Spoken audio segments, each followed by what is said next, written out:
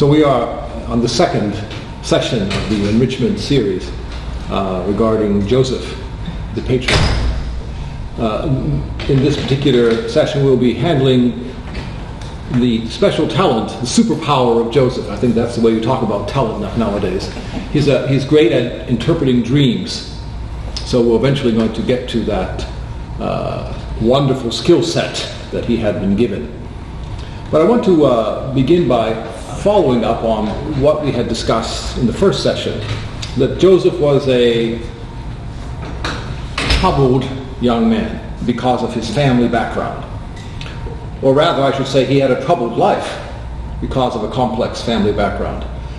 And given the troublesome life he had, he himself is internally one of the least troubled people there can be in such circumstances. He seems to be, if you read the longish story about him, he seems to be remarkably calm, almost serene in most of the difficulties that he is given to face. So we will talk about how a character such as Joseph can actually develop. We should read this novel. It's really a novel at the end of the book of Genesis. We should read it in terms of the character that is revealed and the characters who are developed. Whatever else it means supernaturally, theologically, it's wonderful. We have all kinds of applications. But for our purposes, let us consider this to be a kind of a roadmap of human nature. My background is really anthropology, human nature. And there's nothing like it. There's nothing more interesting than that. Because we are crazy, amazing, frustrating, etc. All of those things wrapped up in a tight bundle, and it's inexhaustible. It's the source of all of our joys and all of our grief. We want to look at the joys and grief of this figure. This figure, Joseph, is a kind of a window into every man. The drama of his life throws open a door into our lives. That's what good literature does. We read good literature, we go to good movies, we want to see those characters that can make us cry, that can make us laugh, because each one of them becomes a bigger-than-life human being. And our little lives make a lot more sense and have a lot more meaning because of those bigger-than-life people in great literature, in great movies, in great plays, in great song and ballads. We like to think of these people, meditate on them, because they help us to make sense of what we cannot see in ourselves. Each person is not opaque to himself. We can see other people, we can figure out everyone else's problems, we can give them all good advice, and then most every single person falls flat for himself. We make disastrous decisions for ourselves. Everyone knows it's a disaster. Everyone is groaning and wincing at what we're doing, but we cannot see it for ourselves. That's why good literature is so worthy to read, to study, and biblical characters such as Joseph are so valuable to apply to ourselves. So let us consider him. He was, we said, the 11th son of a 12-son set. And in a certain sense, that makes him profoundly disadvantaged. The further down the line you are of a large family, the more oppressed you feel. You don't have two parents anymore, you have a dozen parents in his case. Everyone is telling Joseph, by the time he is born, who he should be, what he should do. There is a great value, of course, a great blessing to be from a large family, but there is a tremendous burden in it. And Joseph certainly seems to suffer the burden of 10 older siblings, all of whom have an attitude about him, and we shall see why. So to have 10 parental figures who look down on him, and to have 3 mother figures, by the way, who look down on him, and just one person shines in the firmament for Joseph, his father. His father just beams on him. His mother also, but she dies young, as we shall see. So he's left with a father who thinks the world, and I'll use that advisedly, we shall see that the firmament shining and the world beneath it receiving its sunlight. We shall see that this is an apt description of Joseph in his family setting, because he himself applies the language of the constellations, the sun, the moon, the stars, and the sky. He applies it to himself and his family setting. And so do we all. All of us come from a constellation of stars and moons and suns. And we have all been raised in a variety of constellations that have beamed on us all kinds of weird light. And all of us are spending the rest of our lives unpacking the first 12 years or the first 15. You can be 90 years old and on your deathbed, and you're thinking in those hours of the first several years of your life. You're thinking of your mother and your father. You're thinking of your siblings. I've been at the deathbed of any number of people, and I can only marvel. Like, did nothing happen for 75 years that now the first 5 years have visited you? And that's what they're actually experiencing. It's not an idea that anybody put into their head. It's there. And certainly for Joseph, it is there. So I want to consider him as a person who was a victim and a person who was a beneficiary of his past. He sees himself, however, mostly in the beneficiary role. And that's why he is such an attractive person. The most attractive people we know, by and large, are the people who feel blessed. The people who carry blessing, who think about that. The most attractive people are grateful people, thankful people. And Joseph is, above all, a grateful man. He feels himself to have been the beneficiary of tremendous blessings, and he carries them around as something upon which he is filled with contemplation, and to which he offers providence and a kind of a prayer. If we ever want to move in that direction, Thanksgiving would be the way to go. To see as much as possible, even of the grief and the troubles and the problems, as so many summons, so many challenges to grow, to become wise, to become insightful, to become sympathetic and compassionate with others who have similar problems. That's the mark of genius. An emotional, EQ, emotional intelligence, right? To see one's own grave troubles as a means of deeper insight into other people's tragic lives, and thereby to figure out a way to help them, to figure out a way how to be present to them, and to say, in a certain sense, I know where you are, I think. Or at least, maybe we don't know. Maybe that's a little bit premature. What people really want is not us to say, I know what you're going through, because they'll jump right back at you and you say, you do not know. Okay, I don't know. How about I appreciate more and more what you're going through? There's a difference between knowledge and appreciation. I can appreciate that something is very valuable and not know how much it costs. And I can appreciate that someone is suffering a lot and not really know all that made them suffer. And I can hope that by appreciating it, I can send someone a little tether to draw them up, because that's what they needed. They needed to be appreciated, to be heard, to be seen, to be recognized. There is no sorrow that is unconquerable unless it is suffered alone. And since many sorrows demand to make us lonely, it is a work of emotional genius to know how to penetrate someone's cocoon and to find a way to draw them up and draw them out.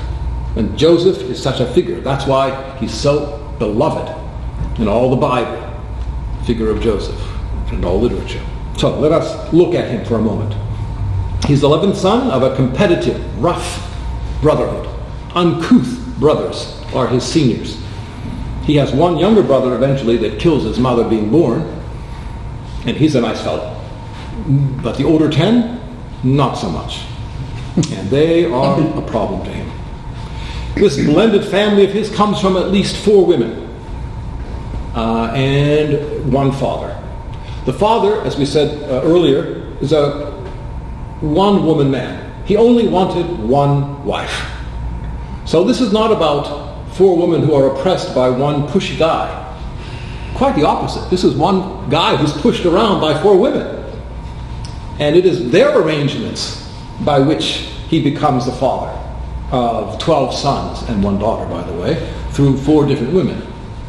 It is what they have pushed upon him, and he, somewhat to his fault, has subjected himself to. But he only wanted one. And in a certain, we can say that in the Semitic literature of the Hebrew Bible, that is something of an ideal. the one man and one woman bond. They weren't interested, by and large, in polygamy, although it was widely practiced. There's a clear movement in the literature of the Hebrews. There's a clear movement toward the one man and one woman ideal. And so even these ancient, this is the book of Genesis, so we're only that far into the Bible, even in the most ancient text, it's pretty clear one man and one woman is the goal. And if they didn't quite get there overnight, it takes a few centuries for this to finally become sort of concretized. It's still the inspiration at work. And by now, there are no Judeo-Christian religions except the Mormons, and even mostly they don't. There are no Judeo-Christian traditions which suggest that polygamy is an acceptable form of male and female family relations. But this is the very beginning of the Semitic, of the Hebrew tradition. And so that ideal is just beginning to abstract, to be pulled away from the cultures of its time. So let's look at these 4 women who are the mothers of the 12 sons of Jacob. It says here in the 29th chapter of the book of Genesis, the Lord saw that Leah was unloved, so he made her fruitful, while Rachel remained barren. Leah and Rachel, 2 sisters. Remember, Joseph wanted Rachel, the only woman he loved, but he got stuck with Leah first. So he worked 7 years for the father of these 2 sisters, and then he awarded, finally, Rachel. So 7 years to get Leah, plus 7 years to get Rachel. He worked 14 years to get the woman he loved. And the Lord saw that Leah was unloved. Poor woman, right? Imagine to wake up on the marriage bed to find you're with a man who doesn't love you. That happens a lot. It's part of the world in which we live all the time, just said here in a different way. To find out you're stuck with someone who absolutely wants somebody else. That happens so much, I can't even tell you how sorrowful that is for her. The Lord saw that she was unloved, so the Lord made her fruitful. Compensation, reparation. She had 2 interests in children. That the child would love her, at least. And haven't you met so many women whose husbands don't love them, but they hope the children will? And so they make up for what they lack in a husband by the affection of their children. Now, people even have pets to do that sometimes. It's not uncommon. So people need to be loved. There's just no question. So the Lord saw she was unloved. So I'm going to find a way to love you. Love, the Lord's love is apparently always mediated by some instrument, somebody standing between the creature and the Creator. And so the Lord made her fruitful. She had children. But there was a second way that she hoped to be loved. That by having a child to her husband would love her in thanksgiving. Because that can be hoped for. Nowadays, not so much, I'm afraid, but I remember a time in my youth when a friend of mine was going to get married. Imagine how many decades ago this has to be when you hear how I say it. He was talking to me a few days before the wedding and he began to cry. Well, what's the matter? I said to him. I'm going to give that woman pain. I said, what, are you going to hurt her? No. The honeymoon will be painful. I said, oh, yes. And then she may have my child, and that will cause her more pain. And I feel so bad to do that to her. And I thought, what a wonderful man that was. What a wonderful man to imagine, in a way that he could feel it physically, that he was going to do that by the way he loved her. There was no way around that, right? That embrace. And then the possibility of her fertility, the very thing they were hoping for. In both cases, she would be harmed. And in many cases, the harm can be fatal. The second, you just go to any cemetery older than 50 or 60 years, go to any cemetery and see how many tombstones there are of a gentleman. And on the one side, his wife, and on the other side, his wife. Is that a Mormon couple? A triple? No. That's a regular marriage. One of them died a year or 2 or 3 after the marriage, bearing a child. And then he married someone else. second. So the young man was weeping. And Leah is hoping that her man will notice the pain she's in. That she's unloved, but she bore him a child anyways. It takes time for this relationship to work out. Doesn't work out real fast. So we'll see. Let's go down the text a few verses. Leah conceived and bore a son, and she named him Reuben, for she said, "It means the Lord saw my misery. Now my husband will love me." It's a lot more than the word Reuben, but the Lord saw. The Lord saw. The Lord recognized. Somebody recognized my suffering. It's not lost on everyone. And now that I'm recognized, I'll be loved. Yeah, that's what we just said before, right? We want to be recognized. And if we're recognized, we feel loved. That's what she wanted. She named the first of her 12, of the 12, Reuben. She conceived again and bore a son and said, "It means the Lord heard that I was unloved, and therefore he has given me this one also." So she named him Simeon. The Lord heard. The Lord saw, now the Lord heard. She's looking to be seen and heard. She wants to be recognized. And that's done in the eyes and the ears of the people with whom we live. Again she conceived and bore a son. And she said, "Now at last my husband will become attached to me, since I have borne him 3 sons." That is why she named him Levi. Now, this time, these names in Hebrew have something to do with that sentiment. Once more she conceived and bore a son, and she said, "This time I will give grateful praise to the Lord." Therefore she named him Judah. Then she stopped bearing. For 3 sons in a row she was trying to move her husband, and she failed. The 4th one she bore, she said, "I'm not thinking about changing him anyway." She went to the 12-step program of 3 sons. "I'm not going to change him. That's not going to happen." They say about marriage, right? A man marries a woman hoping that she will never change. A woman marries a man hoping he will. Both of them are frustrated by what happens. No, she's no longer trying to change him. She just says, "You know what? I'm going to be grateful to God. He saw, he heard. So I'm going to name this one after my gratitude. Judah." And that name, many of you will know, that name will be the one who carries the thread of the covenant all the way from Abraham, Isaac, and Jacob to the Messiah.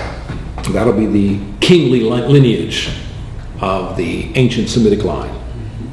So, 4 sons. We're into the 11-son scenario of Joseph. All 4 sons by Leah. Now, chapter 30.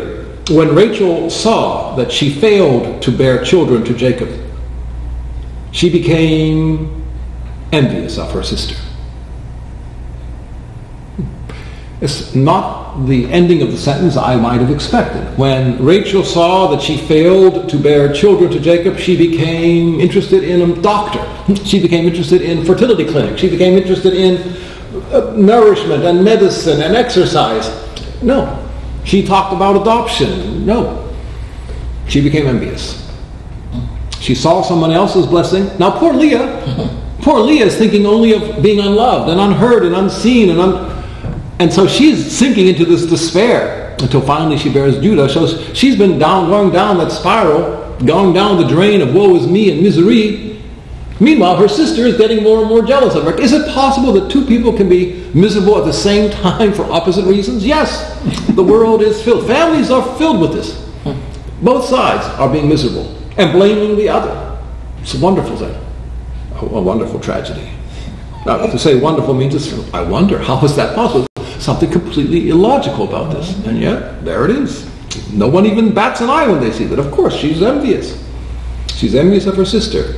She said to Jacob, "Give me children, or I shall die." Wow, an existential threat. Give me children, or I shall die. This is like a threat. It's like I'm going to die. And it's a kind of a prophecy, because the actual truth is, when eventually she does bear, she'll die. doesn't realize. Be careful what you ask for, in a certain sense. Be careful what you ask for. That's kind of a lesson there. Give me children or I shall die.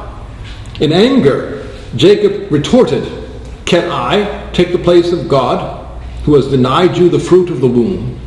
Do you think that husbands give children to their wives? He's basically saying there's a power greater than the husband. And you and I have met people on the day of the child's birth who realize. I've met agnostic people when they carry the baby in their arm, newborn, the first child especially. They look and they say, I could not have done this. This is beyond me. This is way beyond us.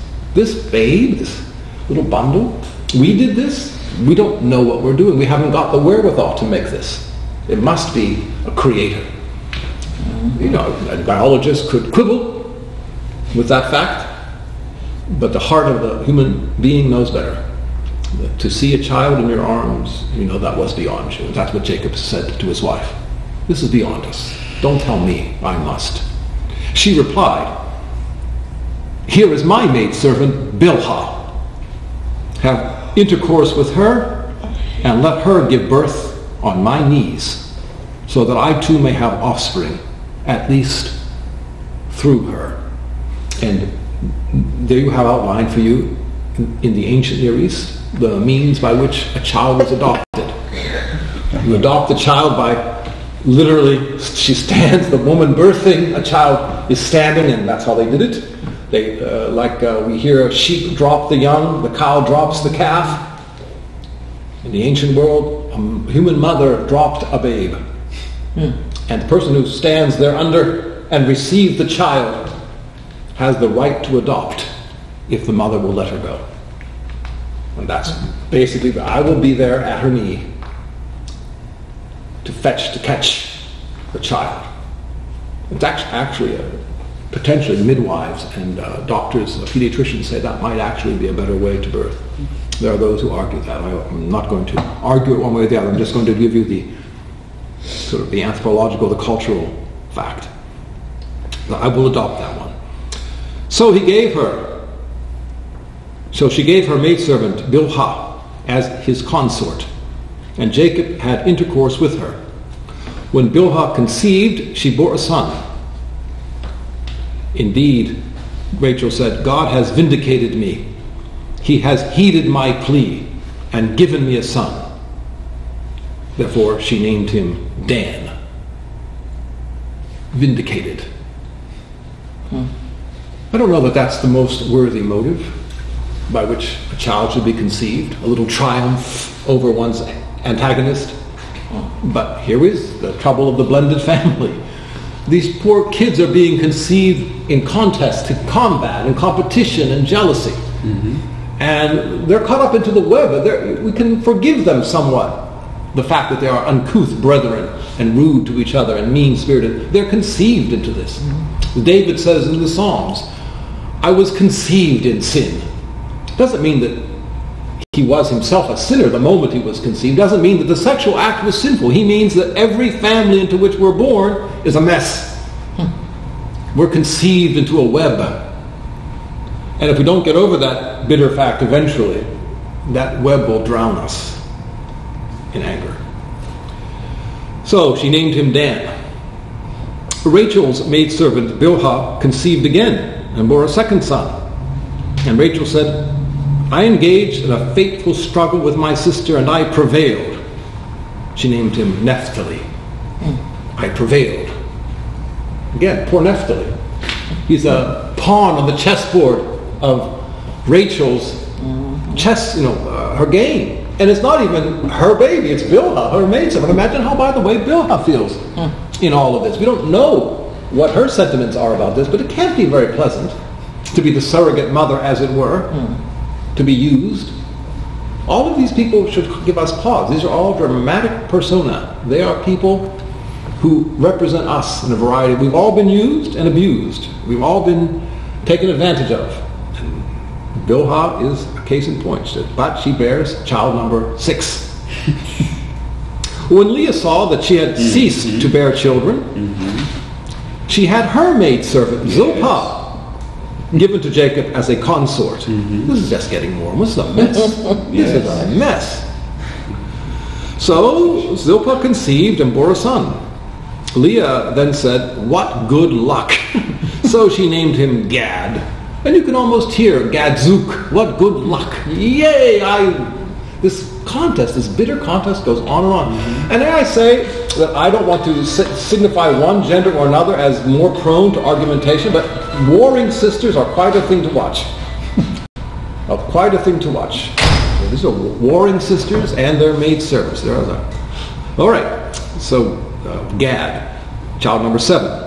Then Leah's maidservant Zilpah bore a second son to Jacob. And Leah said, "What good fortune," meaning, "Woman, call me fortunate." So she named him Asher, fortunate, Fortuna. Yeah, so now we're up to 8 children. So imagine just to be a child in this family already, it's beyond, and no panel of psychologists could anticipate where this is going to go. And all of us have been so born. Now a little story is told. It gets a little interesting, a little vignette, because we're tired. The author of the book of Genesis is tired of just telling us one by one by one. Let's make a little scenario here. One day during the wheat harvest, when Reuben was out in the field. Now there's been at least 8 kids born once a year, shall we say. So the kid is probably 10, 11. Reuben was out in the field and he came upon some mandrakes, which he brought home to his mother Leah. Rachel asked Leah, "Please, let me have some of your son's mandrakes." Just to pause, a mandrake is a nightshade. It's related to the potato. It's the old world variation. It's a tuberous thing, underground growing. And if you look at it, I don't know, like a ginger, it has an interesting shape. It's going to be elongated, and oftentimes it has twin tubers that look a little like the forking of 2 legs. The forking, so you pull it out of the ground, that has a vaguely human form with 2 legs spread out. So Sigmund Freud can be introduced at this moment into the scene to say that the mandrake has a connotation of fertility. What with its legs so spread? It has a connotation of fecundity that reminds the person who sees it as a woman giving birth. And so when you bring home a mandrake, it made the ancient people think of fertility, and so they often used it as a kind of an herb, a fruit, a vegetable that would, they thought, make them fruitful, make them also an aphrodisiac, make them capable of greater love and affection, greater romance and greater pleasure.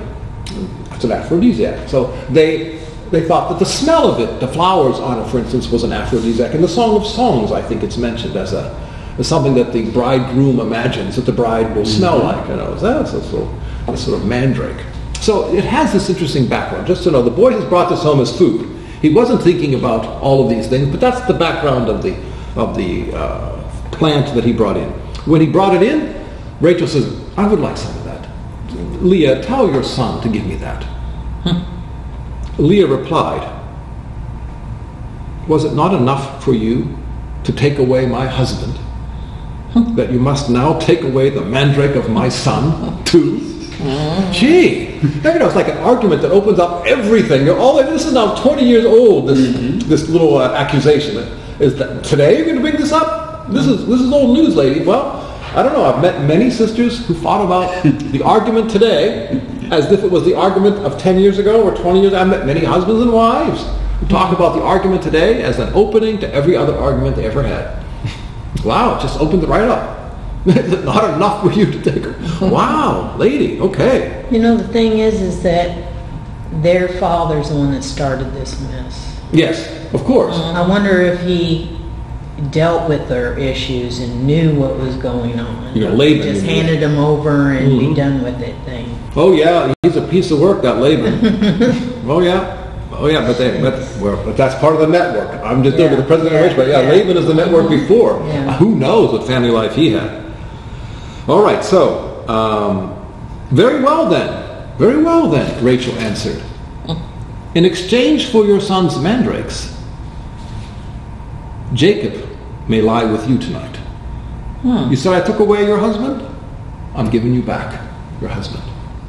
So they hated him all the more because of this talk about his dreams.